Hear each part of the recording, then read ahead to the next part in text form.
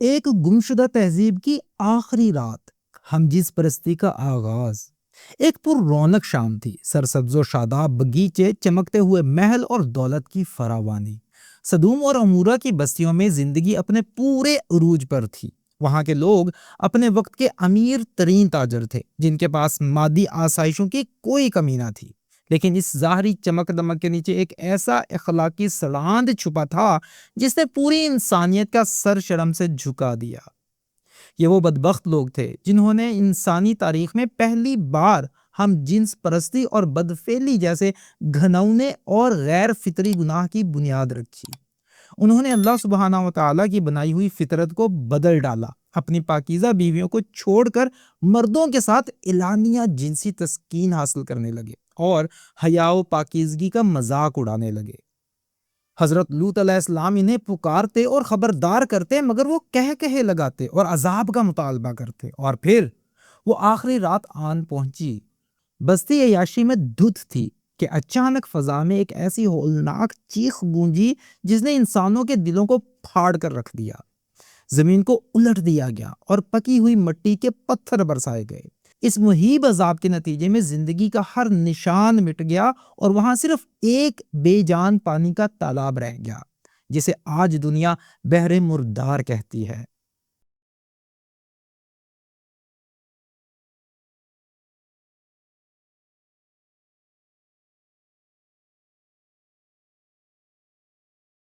Pride land 2026، عذاب کی مٹی پر ابلیسی سرکشی۔ آج اسی ملعون مٹی پر، ٹھیک اسی عذاب والی سرزمین پر، 1 سے 4 جون 2026 کو مشرق وسطیٰ کی تاریخ کا سب سے بڑا ہم جنس پرستی کا فیسٹیول سجایا گیا، جسے پرائڈ لینڈ کا نام دیا گیا۔ وہ جگہ جہاں سے اللہ کے نبی صلی اللہ علیہ وآلہ وسلم نے روتے ہوئے گزرنے کا حکم دیا تھا، وہاں عین بوکیگ کے 15 بڑے انٹرنیشنل ہوٹلوں کو عام پبلک کے لیے لاک ڈاؤن کر کے اس 4 روزہ ایونٹ کے لیے مخصوص کر دیا گیا۔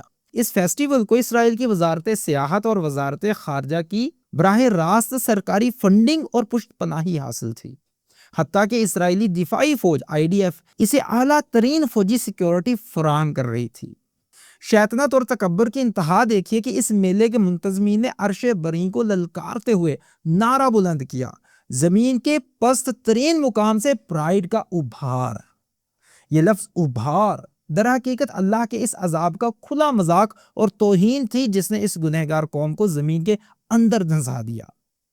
یہ کائنات کے مالک کو براہ راست ایک کھلا چیلنج تھا۔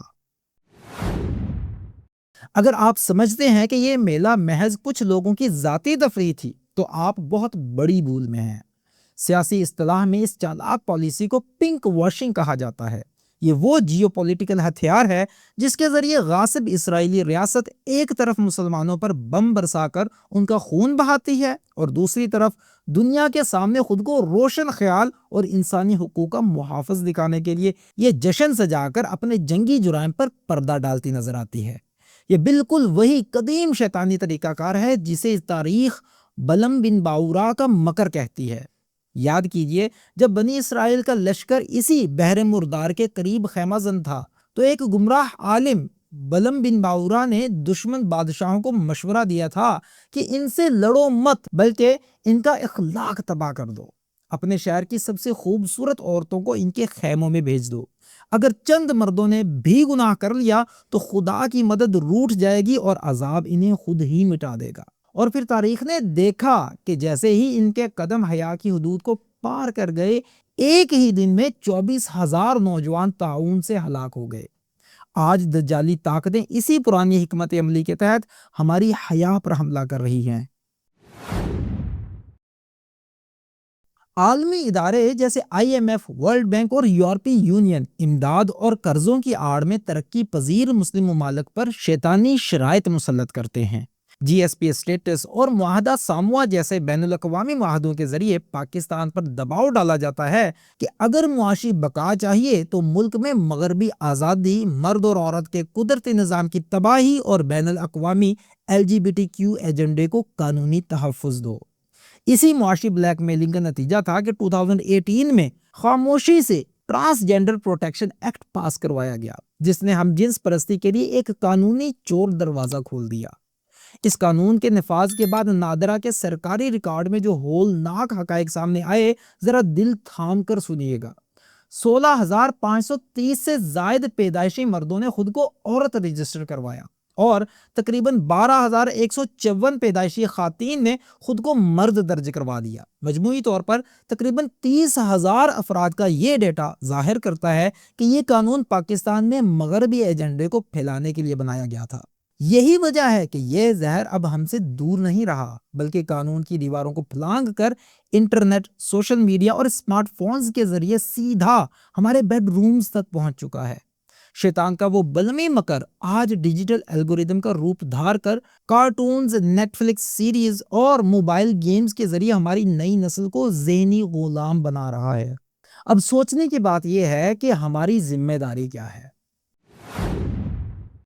ہمیں یہ بات گہرائی سے سمجھنی ہوگی کہ ہماری اصل طاقت کیا ہے۔ اللہ سبحانہ وتعالیٰ نے ہمیں خیر امت بنا کر زمین پر اپنا خلیفہ مقرر کیا ہے۔ ہمارا کام مٹی کی شہوتوں میں غرق ہونا نہیں، بلکہ دنیا میں حیا اور عدل کا نظام قائم کرنا ہے۔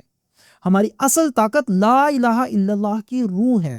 رسول اللہ صلی اللہ علیہ وآلہ وسلم کا وہ فرمان گرامی یاد رکھیے جو ہمارے ایمان کی بنیاد ہے، یعنی تم میں سے جو کوئی برائی کو دیکھے تو اسے اپنے ہاتھ سے روکے، اگر اس کی طاقت نہ ہو تو زبان سے، اور اگر اس کی بھی طاقت نہ ہو تو دل سے برا جانے، اور یہ ایمان کا کمزور ترین درجہ ہے۔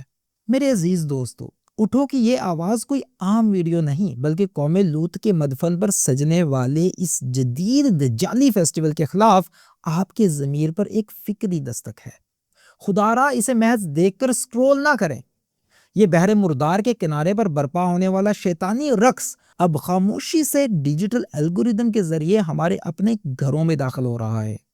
اسے اپنی محفلوں کا موضوع بنائیں، اپنے بچوں کے پاس بیٹھیں اور انہیں اس بین الاقوامی LGBTQ ایجنڈے اور نظریاتی جنگ کی حقیقت سمجھائیں۔ اپنی زندگی، اپنے خاندان اور اپنے فیصلوں کو اسی حیا، کلمہ حق اور قرآنی عدل کے سانچے میں ڈالیں جس کے لیے ہمارے اسلاف نے قربانیاں دی تھی۔ اگر آپ کا دل گواہی دے کہ عذاب کی اس مٹی پر ہونے والی اس سرکشی کو بے نقاب کرنا پیغام حق ہے، تو باطل کے اس دجالی مائنڈ سیٹ اور پنک واشنگ کی گندی سیاست کے خلاف اس فکری محاذ پر ہمارے چینل کو سبسکرائب کر کے ہمارے ساتھ جڑیں اور اس روشنی کو آگے پھیلائیں۔ فیصلہ اب آپ کے ہاتھ میں ہے۔ بحر مردار پر خدا کو دیے جانے والے اس کھلے چیلنج کے سامنے خاموش تماشائی بننا ہے یا اپنی نسلوں کی بقا کے لیے بیداری کا علمبردار؟ وقت فیصلہ آن پہنچا ہے، اب نہیں تو کب؟ اٹھو،